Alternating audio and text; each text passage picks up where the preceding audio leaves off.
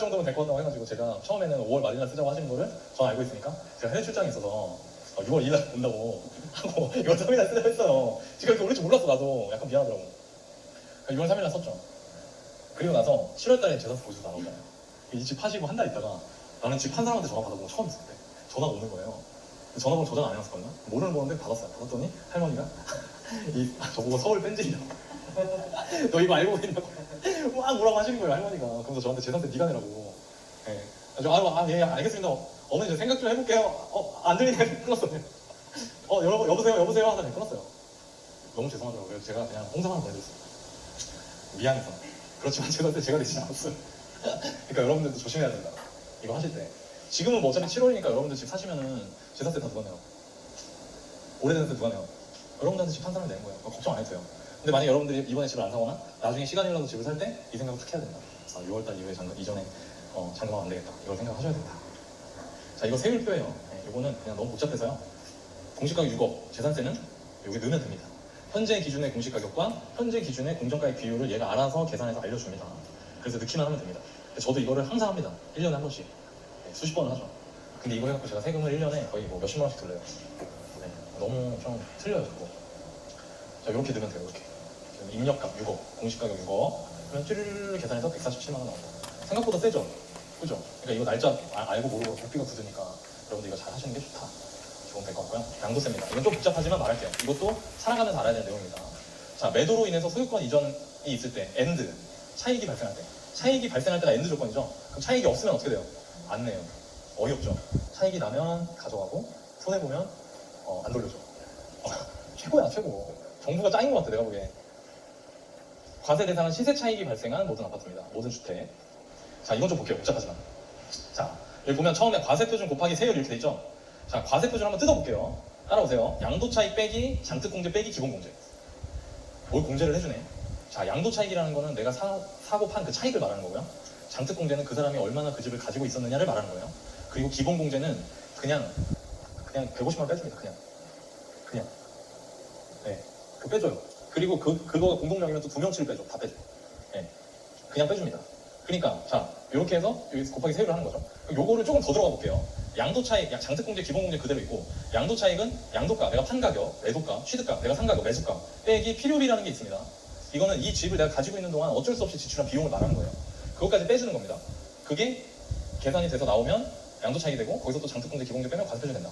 자, 이걸 왜 봐야 되냐? 여러분 보세요. 자, 과세표준이 크면 클수록 양도소득세 높아져요, 낮아져요? 과세표준이 크면 클수록 양도소득세 높아질까요, 낮아질까요? 높아지겠죠. 심지어 그냥 일자로 높아지는 것도 아니고 이렇게 높아져요. 왜? 이거 상식인데요, 여러분. 누진세라는 게 있습니다.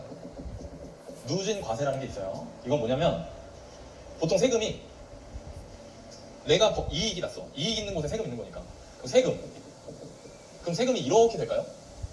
원래는 이게 맞아요. 근데 이렇게 안 해요. 왜? 우리나라는 수정자본주의 국가니까. 그러니까 뭐냐면 세수를 통해서 부의 재분배를 하려고 기도하는 나라니까. 그죠? 저 그게 맞다고 봐요. 그래서 세금이 이렇게 돼 있습니다. 적게 버는 사람은 덜 내고 많이 버는 사람은 많이 내고 이렇게 되어 있어요. 이거를 누진과세라고 합니다. 이 누진세가 적용되는 게 대표적으로 여러분들이 회사에서 일하고 받는 근로소득세, 양도소득세가 있습니다. 이게 있어요. 저는 이거는 맞다고 봅니다. 당연히 이렇게 하는 게 맞아요. 근데 세금 많이 내는 사람이 약간 좀 속상한 경우는 있죠. 왜냐면 세금을 내면서 욕을 먹으니까. 제가 올해만 1억을 냈습니다, 세금을. 네. 근데도 욕을 먹죠. 네. 제가 낸 돈으로 잘 써주시리라고 믿는데 그것도 잘 안 되는 것 같고 화가 나긴 하지만 그래도 저는 이 방향이 맞다고 봅니다. 재산이 많거나 소득이 많은 사람이 내는 게 맞다. 그렇게 하는 게. 자, 어찌됐건 간에 이렇게 되어 있어요. 그러면 다시 보세요. 다시. 과세표준의 세율이 있죠? 그럼 과세표준이 올라가면 이거가 올라가서 세율이 그대로 있어도 양도소득세가 늘어나는데 이 세율도 어떻게 돼요? 장난하는 게 늘어난다. 그죠? 그럼 핵심은 뭐예요? 여러분들이 양도소득세를 줄이는 핵심은 뭐죠? 과세표준을 낮추는 겁니다. 과세표준을 낮추면 낮출수록 양도소득세가 떨어지겠죠? 그럼 과세표준의 이 식을 해체해서 보는 거예요. 여기 다 앞에 양도가를 뺀 나머지는 다 빼기가 붙어있죠. 빼기가 붙어있으니까 얘네가 커지면 커질수록 과세표준이 작아진다. 즉, 내가 비싸게 사면 살수록, 필요비를 많이 쓰면 많이 쓸수록, 오랫동안 가지고 있으면 오랫동안 가지고 있을수록 양도소득세가 주는 거예요. 이해되세요? 예, 기본공제는 안 바뀌니까 이건 해당이 없죠. 변수가 아니라 상수니까. 취득가를 그럼 양도소득세 줄이기 위해서 취득가를 높게 할까요? 그럼 말이 안 되는 거잖아요. 그럼 여러분이 컨트롤할 수 있는 건 뭐냐? 필요비와 장기보유 특별 공제입니다. 그 집을 오래 가지고 있으면 절세가 되고요. 필요비를 제대로 챙겨놓으면 절세가 된다. 필요비를 그러면 국가에서 너 필요비 얼마 썼어라고 말할 때 그걸 증빙할 수 있는 서류가 있어야겠죠? 그런 것들을 여러분들이 잘 모아놓으셔야 된다. 잊어버리지 말고. 이게 핵심입니다. 자, 여기 보면 필요비라고 써있죠? 필요비는 중개수수료, 베란다 확장하는 데 드는 비용, 샤시 설치하는 데 드는 비용 이런 걸 말합니다. 중개수수료, 여러분들 중개수수료 냈어요. 중개수수료는 매매 중개수수료만 해당이 됩니다. 임대 중개수수료는 양도세에서 필요비를 빠지지 않아요. 투자자 있을 수도 있으니까 제가 말하는 겁니다. 자, 중개수수료를 줬어요. 사장님이 여러분들이 말 안 하면 영수증 띄워줄까요? 안 띄워줄까요? 여러분들 중개수수료 카드로 내요? 계좌이체 하죠? 계좌이체 했는데 여러분들 가만히 있어요. 어리버리. 감사합니다. 이러고 있어. 그럼 사장님 어떻게 해요? 그래 내가 애썼어 알지? 봐봐. 되는 거예요. 그럼 여러분들 뭐 하셔야 돼요? 영수증 끊어주세요. 얘기하십시오. 현금 영수증 끊어주세요. 네. 복비 깎지 말고 이런 걸 해달라고 하세요. 그냥 왜 깎으면서 막 아쉬운 소리예요. 그리고 복비 깎는 것도 아니에요. 네. 복비는 진짜 복비예요. 그거 깎으면 재수없어요. 그 말이 괜히 나온 게 아니니까. 제가 복비 깎아봤거든요. 네, 모르겠어요. 힘들었어. 그래서 네. 정당하게 줄 거 주고 요구할 거 요구하세요. 그게 제가 보기엔 맞는 것 같아요. 그리고 베란다 확장하거나 샤시 할 때. 자, 인테리어 하면 아까 인테리어 업자분한테 맡기라고 했어요. 제가. 그러면 그분의 견적서가 한 장으로 날아옵니다. 맞아요? 여기에 막 뭐 들어있죠. 여기 샤시 있고 확장 있어. 그리고 보일러 교체 이런 것도 필요비로 들어가거든요. 보일러 이런 거 들어있어. 이게 하나로 들어있잖아요. 하나로. 그래서 사장님이 얘기해요. 이거 현금으로 하면은 그냥 제가 부가세 안 받고요. 현금 이거 영수증 끊어드려야 되면 제가 거기다 10%더 받겠습니다. 이렇게 말을 해요. 이렇게 말을 해. 그럼 어떻게 해야 되죠? 저는 이렇게 합니다. 샤시, 확장 비용, 보일러 이거를 영수 견적서 2개 따로 끊어요. 하나, 둘. 그리고 이거는 현금 줘요. 이건 영수증 끊어요. 필요비로 인정되는 것만 영수증 끊는 거예요. 다 주지 말고. 그리고 여러분들이 어차피 내 집 마련이고 오래 사실 거기 때문에 양도 차익이 생길 거예요. 10년, 15년 뒤에. 그때 이거가 이제 빛을 발하고 단돈 몇백만 원도 이게 되게 애매한 게 이 꺾이는 포인트들 있죠. 이 과세표도 올라가냐 내려가냐에 따라 다르겠어요. 이게 장난이 아니에요. 근데 저거, 그러니까 내가 할 때 최선을 다해야 돼. 이거 할 때는. 이것 때문에 내려올 수도 있으니까 요거를 위해서라도 이거 따로 챙겨놓는 게 좋다.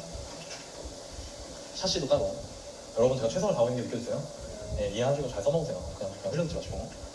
자, 필요경비 영수증 잘 챙겨놓으시고 장기 보유하시고 그리고 공동명의가 좋습니다. 네, 왜 좋냐? 양도 차익이 반으로 쪼개지기 때문에. 제가 이따 설명할게요. 표 보면서 조정지역 내 주택은 다주택자 중과되면 장기 보유 특별공제 배제된다. 다주택자들에 한해서 다주택자 아닌 분은 상관없습니다. 자, 볼게요. 이게 양도세율이에요. 이게 6월 1일자 이후로 또 바뀌었습니다. 기본이 이 과세표죠. 이제 이해되시죠? 양도세에서 그러니까 양도가에서 내가 상가격 빼고 필요비 빼고 장특공제 빼고 마지막으로 기본공제 뺀 그 금액이 1,200만 원이 안 될 때는 6%밖에 안 돼요. 이거 거의 안 남았을 때 말하는 거죠. 거의 안 남았을 때. 근데 예를 들어서 한 1억 남았어. 그러면 35% 세금 내요. 3,500 내는 거예요. 기본이. 근데 여기다가 그 사람이 2주택자잖아요. 그럼 55%를 걷어가요. 그리고 3주택자면 65%를 걷어가요. 그거 보세요, 여러분. 여러분들이 집을 가지고 있다고 생각을 해보세요. 내가 1억이 올랐는데 집이 2개가 있었어요. 나 너무 불안하고 힘들어서 집을 팔려고 내놨는데 세금이 5,500이야. 그럼 여러분들 파시겠어요? 네. 그러니까 역지사지가 돼야 된다니까요. 지금 그것 때문에 매물이 없는 거예요.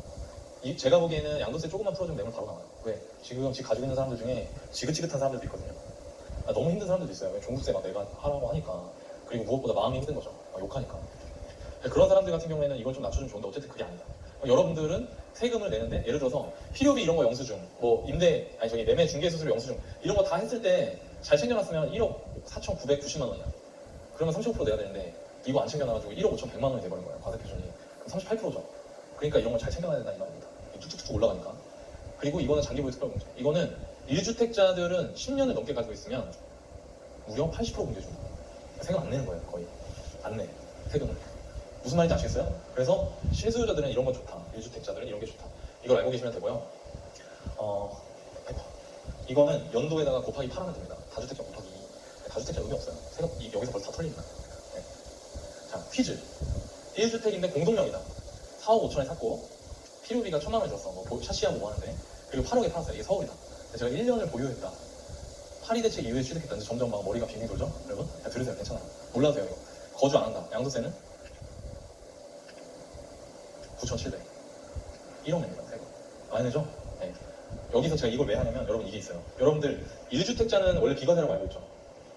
1주택자 비과세라고 알고 있잖아요. 1주택자가 비과세가 아닐 때가 있습니다. 언제일까요? 지금 우리나라는 1주택 비과세가 사실상 안 되는 나라가 되어버렸습니다. 특히 수도권 거주자들은.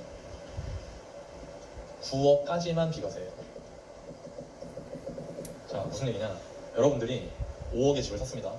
이게 9억이 됐어요. 그럼 4억 차익이 남았죠. 이거는 세금 빵입니다. 세금 빵. 근데 5억에 샀어요. 12억이 됐습니다. 그죠? 그럼 9억 돌파했죠. 그럼 9억 넘어서 3억이 차익이 났죠. 이거에 대해서 양도세 냅니다. 그러니까 지금 사람들이 어떻게 돼요? 이동을 할 수 있어요, 없어요? 못하는 거예요. 왜? 내 집이 12억이야 지금. 근데 이걸 팔면은 비과세가 안 되니까 세금을 뜯어맞아. 그러면 내가 실제로 손해 지는 돈은 11억밖에 안 돼, 예를 들면. 근데 내가 12억 살던 사람이 이 집 팔고 다른 집 살려고 하는 이유가 뭐예요? 더 좋은 데 가려고 하는 거잖아요. 더 좋은 데 갈 수 있어요? 안 되죠. 그러니까 매물이 안 나오는 거예요. 그러니까. 네. 저 같으면은 제가 하면은 양도세 풀업 이거 9억을 뭐 한 15억까지 올려요. 현실에 맞게. 그러면은 15억이 안 되는 집 1주택자들은 누가 나올 거예요? 갈아타려고. 그리고 양도세 낮춰주고. 저거. 세율 낮춰주고. 그럼 이제 이거죠. 아유, 그 사람들 돈 버는 거 다, 그거 해줘야 되냐? 그거? 근데 이런 거죠. 아유, 할 말 많은데. 뭐가 더 큰 걸 위하는 건지 생각을 해볼 필요 있는 것 같아요. 제가 힘든 분들 너무 많이 봐서 그런지 모르겠죠. 되게 속상해. 제가 제일 마음 아플 때가 언제냐면, 저한테 얼굴이 하얗게 돼서 온 사람들 볼 때, 그 신혼부부 막 31살, 32살 먹은 친구들이 자기 여자친구랑 그거 하겠다고 막 진짜 막 미친놈처럼 막 그렇게 돌아다니는데, 제가 막 유료 상담 같은 거 하니까 저는 매물 확인을 다 하고 얘기하거든요. 이런 데는 가면은 지금 매물 있으니까 빨리 가봐라라고 했는데, 갔는데 너네는 갔는데 그 물건 팔렸대요 막 이러면서 얼굴 하얘져서 볼 때, 매물 없나요? 다른 거 매물 없대요? 제가 봤을 때 좀 있었는데 다 팔렸다는데요? 이러면은 좀 열받아요 진짜. 자, 이 참고인데요. 2017년에 파리 대책이라는 게 있었습니다. 이 이전에 취득한 1주택자는 그냥 안 살아도 비과세예요.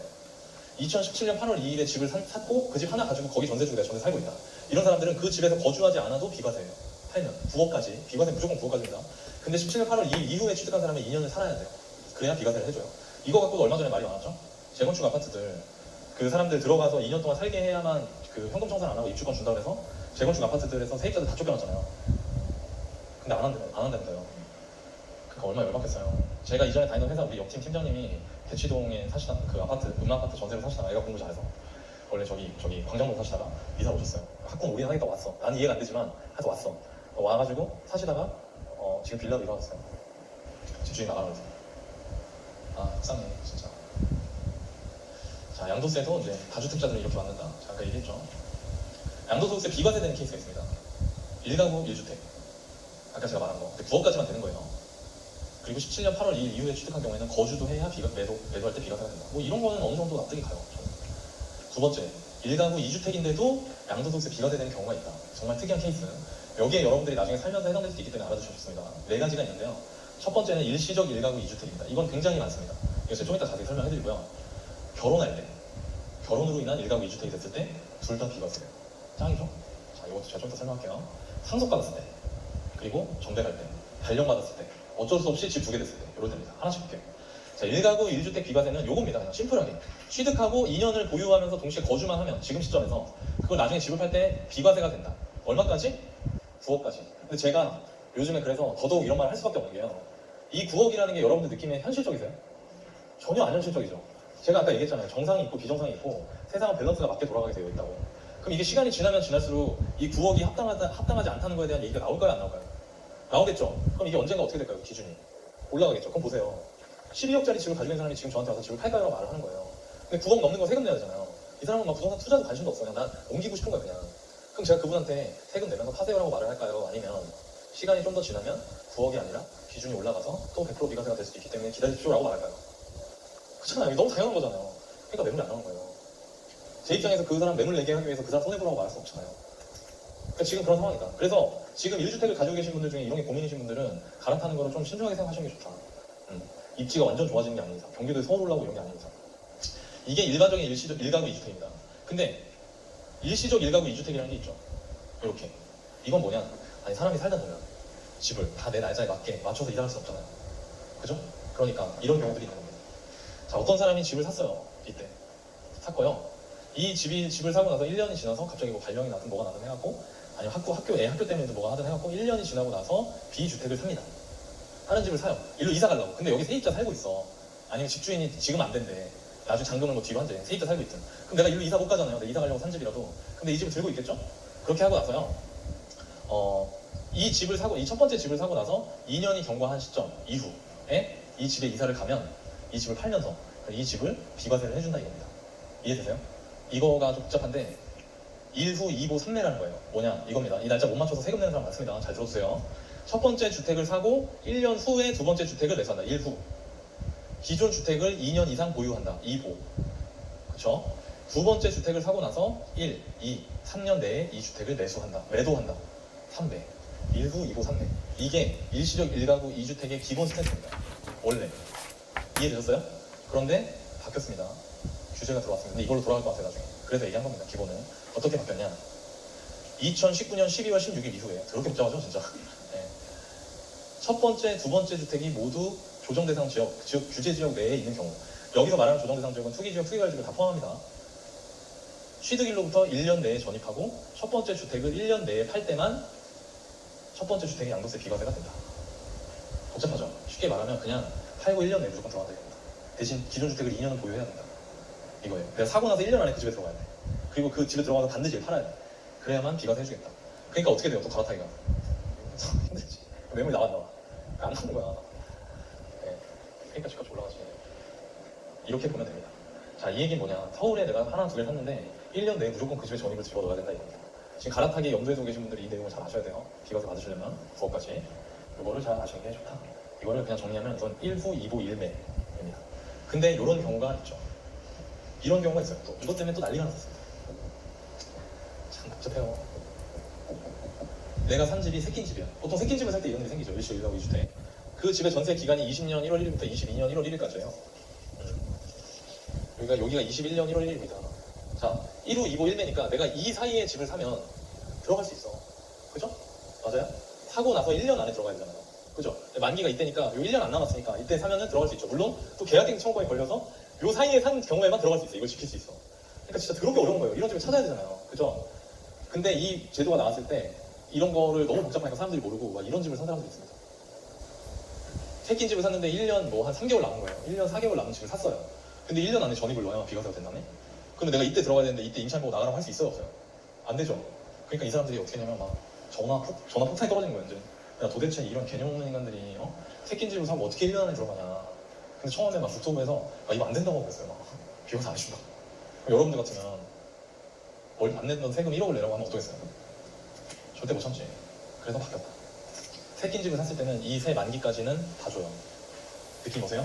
1후, 2보, 전세 만기 내에 이제 매도하고 들어간다. 요걸 아시면 된다. 아셨죠? 네. 제가 최대한 쉽게 설명하는데 너무 복잡해서 걱정해. 이해하셔야 되는데. 자, 그 다음에 다른 1가구 2주택 비과세, 결혼으로 인한 거. 이거는 아무거나 5년 내에 팔면 비과세입니다. 자, 이게 뭐냐? 여러분들이 결혼하기 전에 집을 하나 갖고 있었어요. 그 내가 이제 여자를 만났어. 근데 꼭 그래서 만난 건 아닌데 이 여자도 집이 있대. 너도 집 있었어? 나도 집 있는데? 더 좋아지네? 막 이렇게 된 거야. 그래서 둘이서 합치는데 그렇게 되면 합쳤을 때 2주택이 되죠? 그럼 2주택이 되니까 비과세도 안 되고 다 일반 과세 맞잖아요. 그럼 사람들이 어떻게 할까요? 혼인신고 안 하거나 결혼 안 하거나. 근데 지금 우리나라 지금 어때요 지금? 출산율 어때요? 지금 작살 났잖아요. 그러니까 만든 거예요. 네, 이러면 결혼 안 한다 사람들.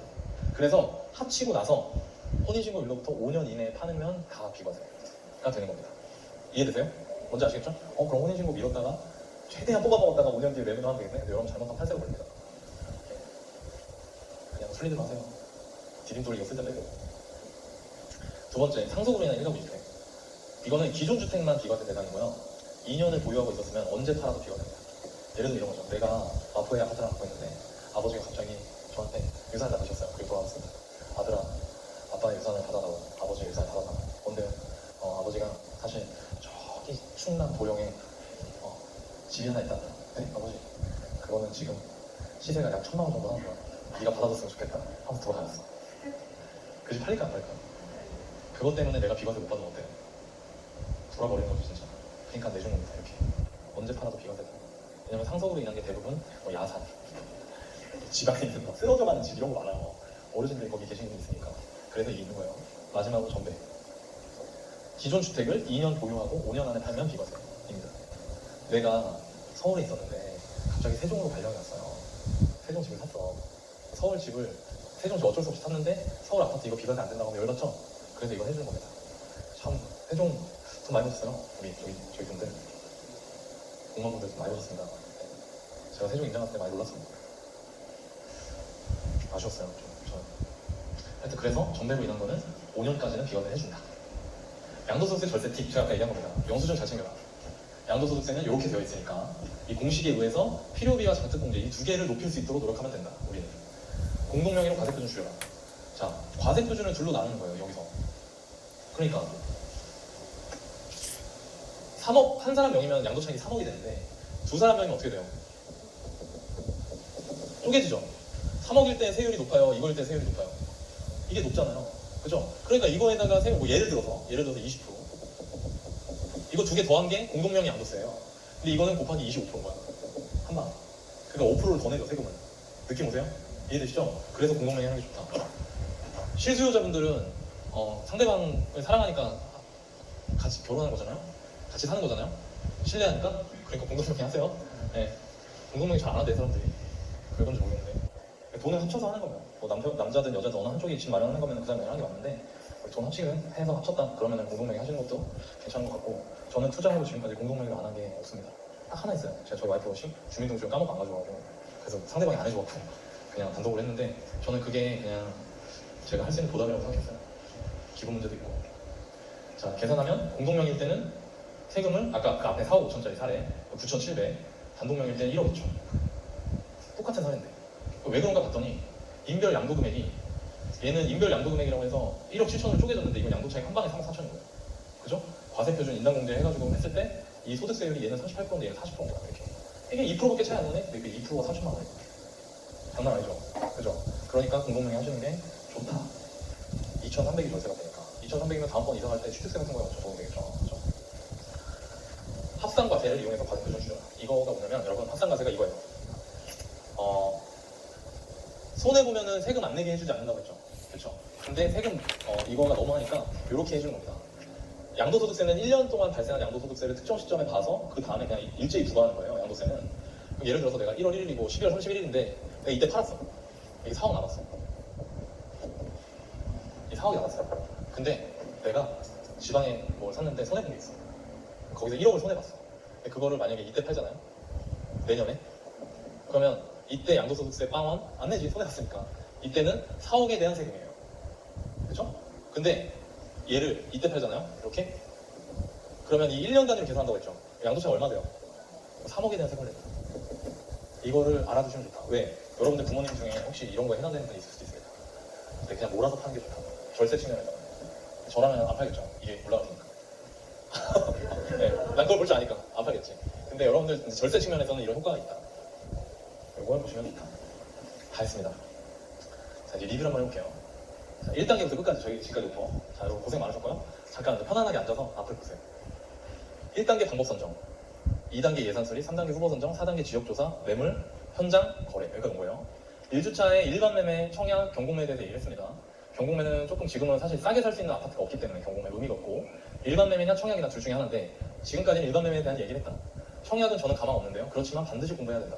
이거를 모르면 다음번에 여러분들 새 아파트 갈 수가 없다. 그리고 제가 이거 꼭 하고 싶었던 말인데 지금 신혼부부가 청약을 못 받는 게 좌절이냐? 그렇게 생각하면 그렇지만 아니라고 생각하면 또 아닙니다. 왜? 제가 항상 말하지만 32살 때 새 아파트 들어가는 거 좋아요. 근데 32살 때 새 아파트 못 들어간다고 해서 내가 평생 못 들어가라는 법은 없어요. 그리고 정말 반드시 이번 2020년대 안에 기회가 옵니다. 네, 안 오면 저한테 메일 보내세요. 진짜 농담 아닙니다. 진짜로. 그러니까 공부를 해놔야 돼요. 나를 복귀해봐야 되는 거예요. 내가 왜 그랬을까? 내가 왜 놓쳤을까? 그건 뭐냐면 좋을 때 거기에 관심이 없거나 아니면 그걸 싫어했기 때문이잖아요. 지금부터 공부해놓으면 된다. 우리는 일반 매매에 대해서 공부를 했다. 2단계 예산 수립. 예산 수립은 예산이라는 거는 종잣돈과 대출의 합이죠. 그죠? 종잣돈 파악 다 하셨어요? 네, 종잣돈 파악 다 하셨죠? 대출 얼마 받는지 다 확인하셨죠? 여러 가지가 있었지만 기억이 안 나죠, 잘? 네, 그렇지만 괜찮습니다. 여러분들 대출 얼마 받을 수 있는지만 알았으면 돼요. 그리고 이거를 마지막에 이거 가지고 은행 가서 확인하는 거죠. 그래서 그 예산 가지고 여러분들 후보 지역을 선정했어요. 제가 네이버 부동산 필터링 기능 알려드렸죠? 이거 해보니까 어때요? 재미도 있고 좀 속상하기도 하고 그렇죠? 근데 저는 그게 너무너무 의미 있다고 생각한다. 왜? 현실 여러분들이 그동안 불안하거나 두려워서 안 보던 걸 이제 내 눈으로 보기 시작하는 거예요. 아, 내가 현재 이 정도구나, 이렇구나, 그거를 보는 거니까 그게 첫 걸음이에요. 저도 그랬고. 그래서 여러분들이 여기서 네이버 부동산 필터 기능 쓰셔서 여러분들이 갈 수 있는 후보 단지를 뽑았다. 그리고 걔들이 입지로 직장, 교통, 환경, 학군 이런 것들이 어떤지를 파리님이 얘기해줬죠. 그리고 현재 수도권 아파트 가격이 각각 어떻게 되는지도 여러분들이 감을 잡으셨을 거예요. 그걸 바탕으로 오늘 저하고 매물 보러 가는 걸 했죠. 매물 보러 가서는 방문하기 전, 중, 후에 할 게 나눠져 있고 하기 전에는 부동산에 전화해서 예약한다. 그죠? 디테일들은 강의 때 말씀드렸고 방문해서는 매물을 볼 때 어떤 요령으로 봐야 되는지 그리고 보고 나면 어떻게 정리해야 되는지까지 말씀드렸어요. 자, 매물 봤는데 여기서 매물 보고 이 집이다 사야겠다가 아니라 주변을 안 보면 낭패를 본다 했죠. 주변을 볼 때는 교통, 환경, 학군, 아파트 이런 것들을 아까 제가 말씀드린 관점으로 꼼꼼하게 보셔야 된다.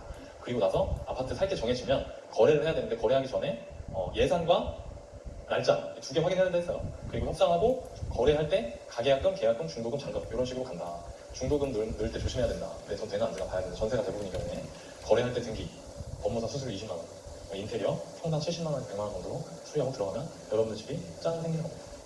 한번 쫙 오세요? 느낌 오세요? 되게 많이 배웠죠? 네, 여러분들한테 도움이 되리라 생각합니다. 제가 끝내기 전에 한 5분만 얘기를 하려고 하는데요.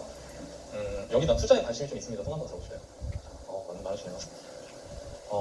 제가 여러분들한테 이제 하고 싶은 말이에요. 이거는 그냥 제가 여러분들한테 여러분들 이렇게 지금 시점에 이런 게 중요한 것 같다 해서 하고 싶은 말인데, 실거주하고 투자는 이런 개념이죠. 제가 되게 직관적으로 잘 만들어놨죠. 그죠?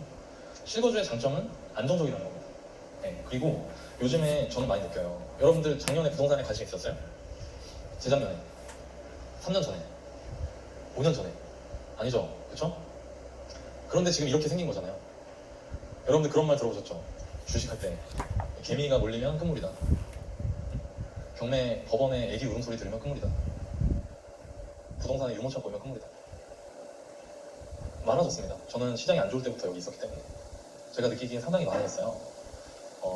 그래서 제가 느끼는 게 요즘엔 사람들이 이거보다 이거의 값어치가 훨씬 더 크다고 생각하는 것 같다. 그렇지만 제가 자주 하는 말인데, 내가 이거를 잘 오랫동안 해나갈 수 있는 사람인지를 면밀하게 보시고, 그게 아니면 실거주를 하시는 것도 나쁘지 않은 겁니다. 여러분, 망하지 않는 게 중요하고, 여러분들이 이걸 하시려면 엄청난 대가를 치르겠다는 각오를 하셔야 돼요. 네, 안정적입니다. 이거의 장점은 빠르죠. 빨라요. 그렇지만 위험합니다. 세상에 공짜는 없어요. 실거주의 단점은 자산 형성 속도가 느리다는 겁니다. 이것도 맞아요. 얘는 위험하다는 거죠. 여러분들한테 제가 하고 싶은 얘기는 이거예요. 실거주를 너무 우습게 생각하지 마라. 나쁜 게 아니에요. 실거주로도 내 집마련 저희 노후 준비할 수 있어요. 연금 구조, 국민연금, 퇴직연금, 개인연금, 주택연금까지 쌓으면 한 집에 300만 원 이상 현금을 만들 수 있습니다. 네. 그러니까 너무 쉽게 섣불리 생각하지 마시라는 거예요. 투자를. 제 마음이 전달이 되려나 모르겠네요. 제가 좀 전에 부동산에서 유모차 불러다니는 끝물이다 이런 얘기 했잖아요. 그러니까 저는 그걸 실제로 보고 있기 때문에 걱정이 되는 거예요. 여러분들이 너무 투자라는 거를 쉽고 장밋빛으로만 생각하실까봐. 준비되지 않았다면 실거주부터 하시는 게 맞을 수도 있습니다. 이 생각을 해보셔야 돼요. 그리고 투자하고 싶다면 제대로 하셔야 돼요. 진짜 빡세게, 짧은 시간 끝내겠다는 생각으로 빡세게 열심히 하셔야 됩니다. 여러분들 사정 안 봐줘요. 투자는 여러분들 사정 봐주는 게 아닙니다. 자, 그러면 내가 과연 이런 거를 할 준비가 되어 있을지에 대해서 제가 말씀드릴게요. 두 가지 기준이 있습니다. 첫 번째는 가치의 우선순위. 나한테 지금 이게 잘 되어 있는지 생각을 해봐야 됩니다. 자, 볼게요. 내 집 마련 실수요자로 이 방송이지 강의를 들으시는 분들은 내가 가치의 우선순위를 명확하게 두고 있는가를 생각하실 때 이렇게 생각하시면 돼요.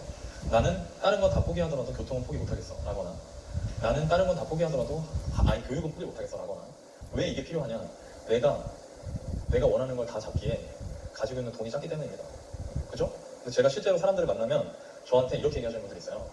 너나님, 제가 지금 8억 정도 되는데, 9억 정도 되는데 여긴 어떨까요? 여기는 남편분 저기가 좀 멀어지지 않을까요? 직장이? 그렇죠. 그러면은 교통 좋은 여기는 어떨까요? 여기는 좀 학군이 그럼 전 그것도 안 되는데.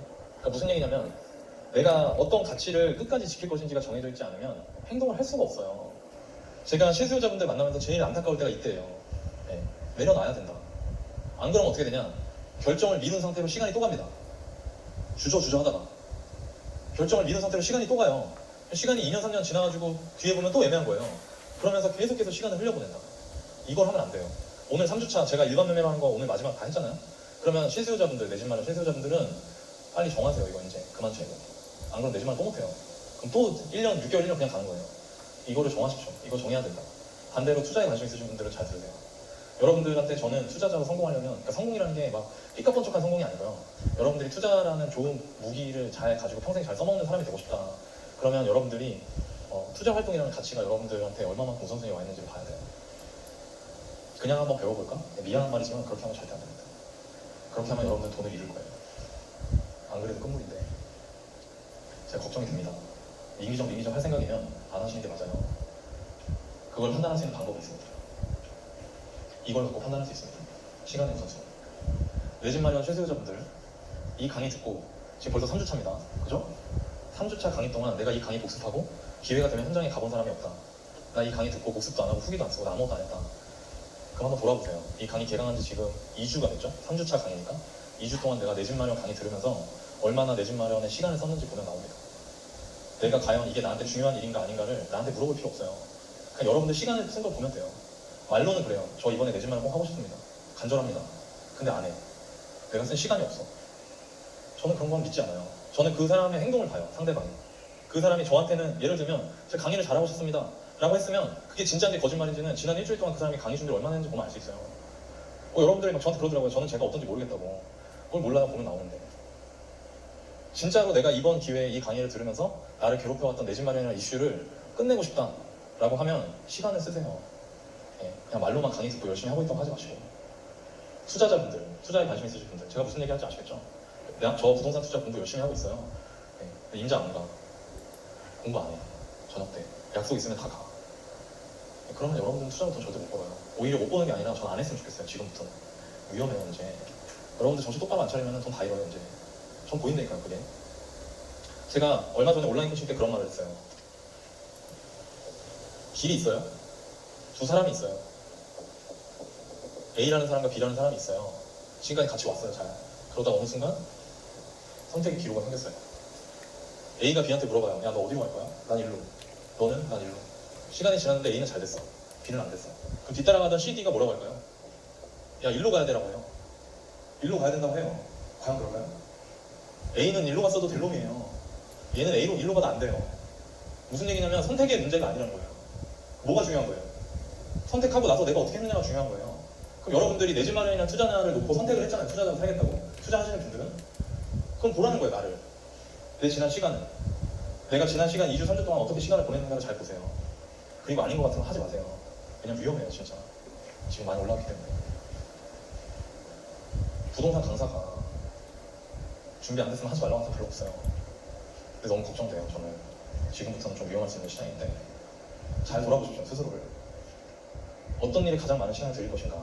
여기에 여러분들 답이 있습니다. 그리고 만약에 내가 진심이라면 여러분들 이걸 통해서 보여주세요. 스스로한테. 난 이게 진심이라고. 진짜로 잘하고 싶다고. 그리고 투자가 아니라 무슨 일이든 마찬가지라고 생각해요. 여러분들 회사 일이든 가정 생활이든 뭐든 여러분들이 들인 시간이 여러분들이 그걸 바라보는 자세를 말해주는 겁니다. 이 말을, 제 마음을 헤아려 주셨으면 좋겠습니다. 전 여러분들이 안 맞았으면 좋겠어요, 진짜. 내 집 마련은 가족들한테 가장 중요한 가치를 찾아가는 과정이에요. 그러니까 즐기세요. 재밌게. 네, 이것도 포기 못하고 이것도 포기 못하겠지만 뭐 하나를 포기해야 되면 배우자하고 얘기하시고 많이 대화하시면서 그 가치를 찾아나가시기 바랍니다.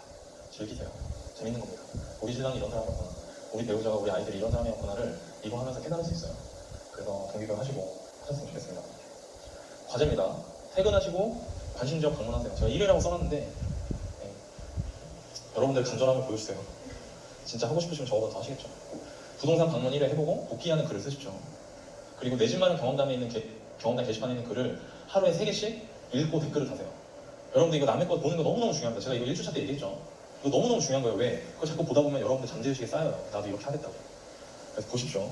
그리고 강의 후기를 꼭 작성을 해주세요. 내용을 다 넣으시면 안 됩니다. 절대. 내용 다 넣지 마시고 제가 강의하면서 여러분들 느끼셨던 거 위주로 적어주시고요. 이거를 전체 플로우를 잡으려면 빨리 쓰시는 게 좋습니다. 너무 민족거리지 마시고.